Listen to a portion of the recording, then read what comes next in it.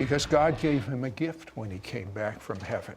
All of his senses are so tuned into heaven, he can smell heaven, he can see heaven, he can feel heaven, he can tell the exact moment someone's spirit leaves their body. But the supernatural began to overtake him in his medical practice. And he found out that his hands are naturally cold. But when he examines a patient, what normally happens, Dr. Anderson, with your hands? Well, they are extremely cold, and when I shake a person's hands, they usually comment on it. Even you said something the other day.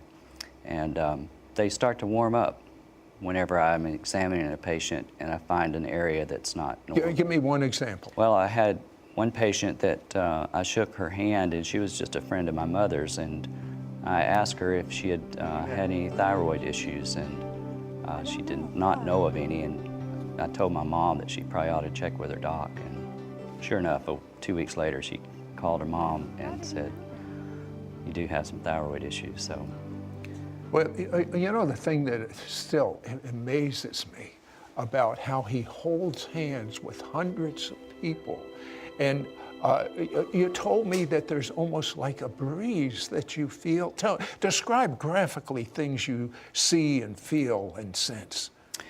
Well, there was another case of a young boy that was in the emergency room that I had examined after he had injured his head.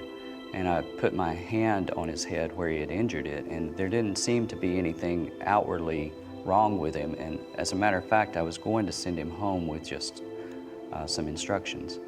But as I was speaking the words to the mother, I said, "I think we need to send your young son to Vanderbilt to have a CT scan." Why'd you say that? I don't know to this day, other than God spoke those words through me. And what happened? 4 hours after I sent him in, the neurosurgeon called me, and I was expecting him to kind of give me, up the country for sending a normal child in. But he said if you had not sent this child in, he would have died. He had a bleed inside his head.